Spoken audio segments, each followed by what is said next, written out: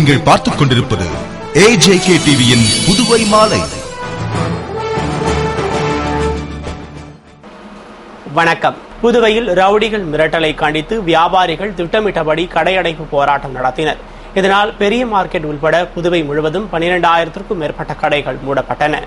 புதுவையில் கடந்த சில தினங்களுக்கு முன்பு மாமூல் கொடுக்க மறுத்த பேக்கரி உரிமையாளரை ரவுடி அரிவாளால் வெட்டியதை கண்டித்தும் ரவுடி மீது நடவடிக்கை எடுக்க கோரியும் வியாபாரிகள் போராட்டத்தில் ஈடுபட்டனர். மேலும் இதுபோன்ற துணிகர சம்பவங்களில் ஈடுபடும் ரவுடிகள் மீது கடும் நடவடிக்கை எடுக்க கோரியும் ரவுடிகளின் அட்டகாசத்தை கட்டுப்படுத்த கோரியும் ஒருநாள் கடையடைப்பு போராட்டம் நடத்தப்போவதாக வியாபாரிகள் அறிவித்திருந்தனர். அதன்படி இன்று 27ஆம் தேதி காலை முதல் புதுவையில் அனைத்து கடைகளும் மூடப்பட்டன. இந்த போராட்டத்தில் 55 சங்கங்களைச் சேர்ந்த வியாபாரிகள் பங்கேற்றதால் நேரு வீதி பெரிய market, Nellithope market, Muthialpet market, Villianur market, Ariyankuppam market என அனைத்து பகுதிகளிலும் ஜவுளி, மளிகை, ஹோட்டல்கள், பாத்திரக்கடை, பூக்கடை, மீன் மார்க்கெட் உள்பட 5000க்கும் மேற்பட்ட கடைகள் மூடப்பட்டு கடை வீதிகள் ஜன நடமாட்டமின்றி வெறிச்சோடியது. மேலும் போராட்டத்திற்கு வியாபாரிகள், பேருந்து, ஆட்டோ உரிமையாளர்கள், பள்ளி நிர்வாகங்களிடம் ஆதரவு கேட்காததால் பேருந்துகள், ஆட்டோக்கள், டெம்போக்கள் வழக்கம் போன்று இயங்கின. பள்ளி, கல்லூரி அலுவலகங்கள் பாதிப்பின்றி செயல்பட்டன. மேலும் வியாபாரிகளின் முழு அடைப்பு போராட்டத்திற்கு காங்கிரஸ், திமுக, அதிமுக, பாமக, பாரதிய ஜனதா கட்சி உள்ளிட்ட பல்வேறு கட்சிகளும் பல்வேறு அமைப்புகளும் ஆதரவு தெரிவித்துள்ளன. இந்த போராட்டம் 24 மணி நேரத்திற்கு, அதாவது நாளை 28ஆம் தேதி காலை 6 மணி வரை தொடரும் என்று வியாபாரிகள் தெரிவித்துள்ளனர். 12,000க்கும் மேற்பட்ட கடைகள் ஒட்டுமொத்தமாக அடைக்கப்பட்டிருந்ததால் புதுவை நகரமே முடங்கியது போன்று காணப்பட்டது. போராட்டத்தினை முன்னிட்டு நகரம் முழுவதும் பாதுகாப்பு பணியில் போலீசார் ஈடுபட்டனர். மேலும் அத்தியாவசிய பொருட்கள் வாங்க முடியாமல் பொதுமக்கள் பாதிக்கப்பட்டனர். வியாபாரிகளும் பொதுமக்களும் பல இன்னல்களுக்கு உள்ளாயிருக்கின்றனர். ரவுடிகள் முகம் தெரியாத நபர்களை அமைச்சு வியாபாரிகளை மிரட்டி அவர்கிட்ட பணம் கேட்க செய்வதும் மற்றும் ஜெயிலிருந்து செல்போன் மூலியம் வியாபாரிகளை மிரட்டி அவங்க இன்னொரு நபரிடம் பணம் கொடுக்கப்படி செல்வதும் இது தொடர்கடையாக நடந்து கொண்டிருக்கு. சமீபத்தில் ரவுடி ஒருத்தர் ரெயின்போ நகரில் இருக்க ஒரு வியாபாரிகிட்ட நேரடியாக பணம் கேட்டு அவர் கொடுக்காதவல்ல அவரை கத்தியால வெட்டி இருக்காங்க. ஸோ இதனுடைய இந்த அராஜகத்தை கண்டித்து இந்த சட்ட ஒழுங்கு சீசன்ல நமது அரசாங்கத்துக்கு தெளிவுபடுத்த இன்று நம்ம முழு அடைப்பை நடத்தி கொண்டு இருக்கிறதும். இந்த முழு அடைப்பு காலை 6 மணிலிருந்து மறுநாள் காலை 6 மணி வரைக்கும் நடந்து கொண்டு இருக்கிறது. இதில் 55 அசோசியேஷனை சேர்ந்த சங்கங்களும் மற்றும் 12,000 கடைகளும் இதில் பங்கேற்று உள்ளன. இந்த 12,000 கடையில் சின்ன சிறு டீ கடையில இருந்து பெரிய நிறுவனம் வரைக்கும் இந்த பங்கேற்று உள்ளன. புதுவையில் சட்டம் ஒழுங்கை பாதுகாக்க காவல்துறைக்கு முழு அதிகாரம் அளிக்க வேண்டும் என்று எதிர்க்கட்சித் தலைவர் வைத்திலிங்கம் வலியுறுத்தியுள்ளார். இது தொடர்பாக எதிர்க்கட்சித் தலைவர் வைத்திலிங்கம் செய்தியாளர்கள் சந்திப்பின் போது கூறுகையில், புதுவை வியாபாரிகள் மாமூல் மிரட்டல்கள் குறித்து அரசுக்கு எடுத்து கூறியும் எந்த விடிவும் இல்லாததால் 24 மணி நேர கடையடைப்பில் ஈடுபட்டதாகவும், மேலும் முதல்வர் ரங்கசாமி நேற்று ஐஜியை அழைத்து பேசியுள்ளார். ஆனால் காவல்துறைக்கு எந்த அதிகாரத்தையும் கொடுக்காமல் பழியை மட்டும் அவர்கள் மீது சுமத்துகிறார். ரவுடிகள் மீது நடவடிக்கை எடுக்க காவல்துறையினர் அனுமதி கேட்டும் வழங்கப்படவில்லை. காவல்துறை நடவடிக்கை எடுத்தாலும் 2 நாட்களில் வெளியே வந்து விடுகின்றனர். மேலும் காவல்துறைக்கு குற்றவாளிகள் மீது நடவடிக்கை எடுக்க முழுமையான அதிகாரத்தை வழங்க வேண்டும். குண்டர் சட்டத்தில் 110 பேர் மீது நடவடிக்கை எடுக்க கோப்புகள் அனுப்பப்பட்டதில் 70 பேர் மீது அனுமதி தரப்படவில்லை என்று எஸ்எஸ்பி கூறியுள்ளதாகவும், அரசு அனுமதி அளித்தால் மட்டுமே அவர்கள் மீது நடவடிக்கை எடுக்க முடியும் என்றார். ஆனால் ஏன் அனுமதி தரவில்லை என்று கேள்வி எழுப்பிய அவர், குண்டர் சட்டம் குறித்த கோப்புகள் மீது 2 நாட்களில் அனுமதி வழங்க வேண்டும். புதுவையில் கடுமையாக குண்டாஸ் மட்டுமே உள்ளது.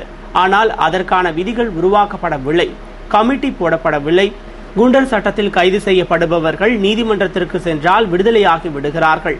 எனவே ஆளுநர் கிரைம் மீட்டிங் நடத்தி குற்றங்களுக்கு உரிய தண்டனை ஏன் வழங்கப்படவில்லை என ஆய்வு செய்து காவல்துறைக்கு உரிய அதிகாரத்தை வழங்க வேண்டும்.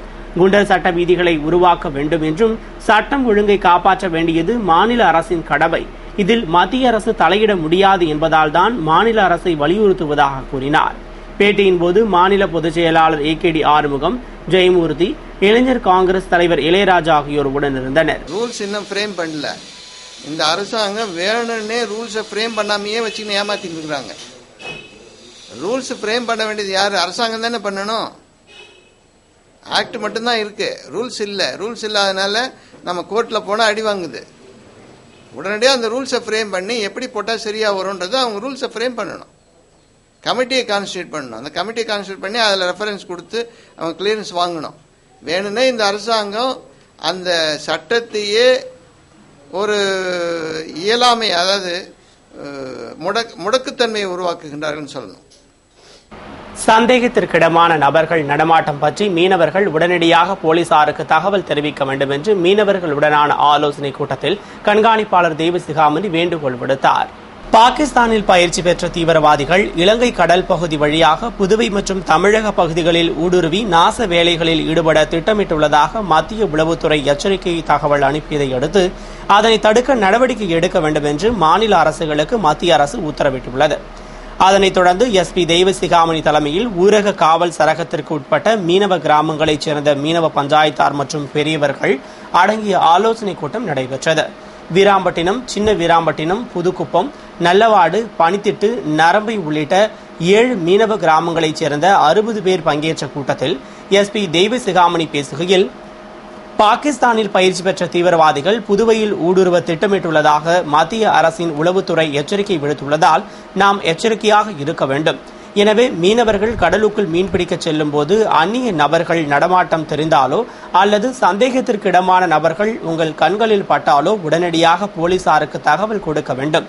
மேலும் மீனவ கிராமங்களில் புதியவர்களின் நடமாட்டம் குறித்து மிகுந்த எச்சரிக்கையுடன் கண்காணிக்க வேண்டும்.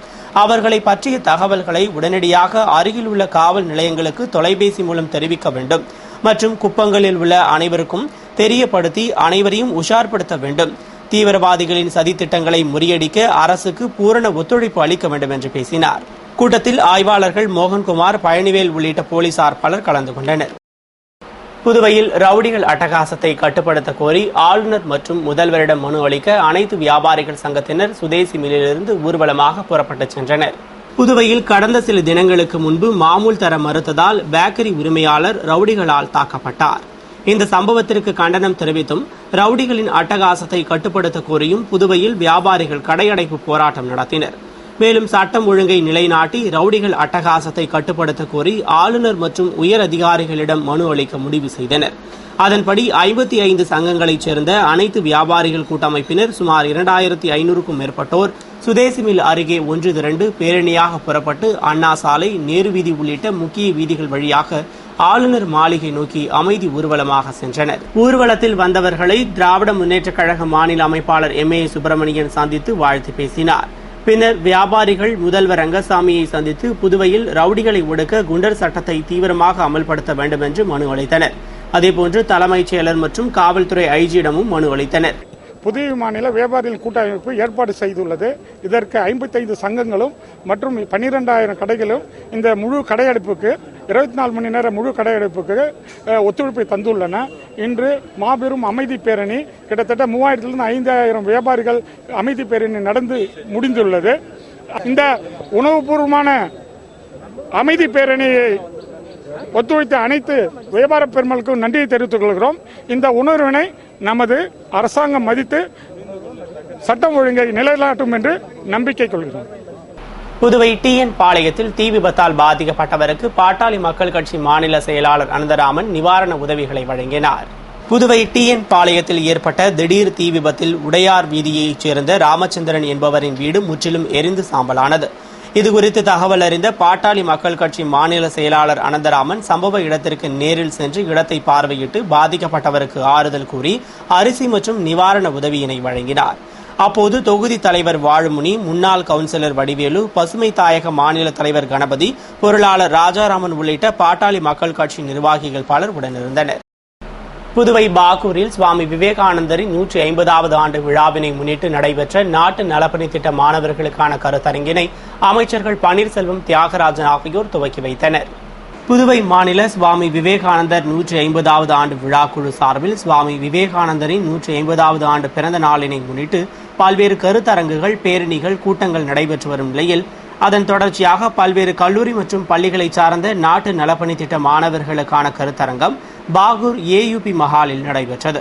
திட்ட ஒருங்கிணைப்பாளர் முனைவர் வெற்றிவேல் வரவேற்று பேசிய நிகழ்ச்சியில் உள்ளாட்சித்துறை அமைச்சர் பன்னீர்செல்வம், கல்வித்துறை அமைச்சர் தியாகராஜன் ஆகியோர் சிறப்பு விருந்தினர்களாக கலந்து கொண்டு கருத்தரங்கினை துவக்கி வைத்து சிறப்புரையாற்றினர். தொடர்ந்து விழாக்குழுவின் தலைவர் செல்வ கணபதி துவக்க உரையாற்றிட பிரச்சார குழு உறுப்பினர் விஸ்வநாதன் விவேகானந்தரின் இளைஞர்களும் என்ற தலைப்பில் கருத்துரை வழங்கினர். இதனை அடுத்து திட்ட இணைப்பு அலுவலர் குழந்தைசாமி, ஓய்வு பெற்ற ஆசிரியர் வேணுகோபால் ஆகியோர் வாழ்த்துரை வழங்கிய நிகழ்ச்சியில் 500க்கும் மேற்பட்ட மாணவ மாணவிகள் கலந்து கொண்டனர். புதுவை பூர்ணாங்குப்பத்தில் தீ விபத்தால் பாதிக்கப்பட்ட குடும்பங்களுக்கு நிவாரண உதவியினை திராவிட முன்னேற்ற கழக தொகுதி செயலாளர் ஏம்பலம் செல்வம் வழங்கினார்.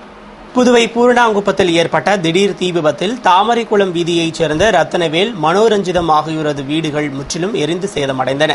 இதுகுறித்து தகவல் அறிந்த திராவிட முன்னேற்ற கழக தொகுதி செயலாளர் ஏம்பலம் செல்வம் சம்பவ இடத்திற்கு விரைந்து சென்று பாதிக்கப்பட்டவர்களுக்கு ஆறுதல் கூறி அரிசி, உதவித்தொகை உள்ளிட்ட நிவாரண உதவிகளை வழங்கினார்.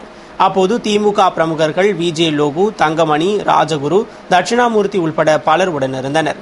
அதுபோன்று தானாம்பாளையத்தில் தீ விபத்தால் பாதிக்கப்பட்ட ராமச்சந்திரனுக்கு திமுக தொகுதி செயலாளர் ஏம்பலம் செல்வம் அரிசி மற்றும் உதவித்தொகையினை வழங்கினார். அப்போது முனுசாமி, கலிவரதன், அங்கப்பன் உள்ளிட்ட நிர்வாகிகள் பலர் உடனிருந்தனர். புதுவையில் போக்குவரத்து காவல்துறை முதுநிலை கண்காணிப்பாளர் பைரோன் சிங் குர்ஜார் அறிவித்தபடி வெள்ளாழ வீதி ஒருவழி பாதையாக மாற்றம் செய்யப்பட்டு இன்று முதல் அமலுக்கு வந்தது.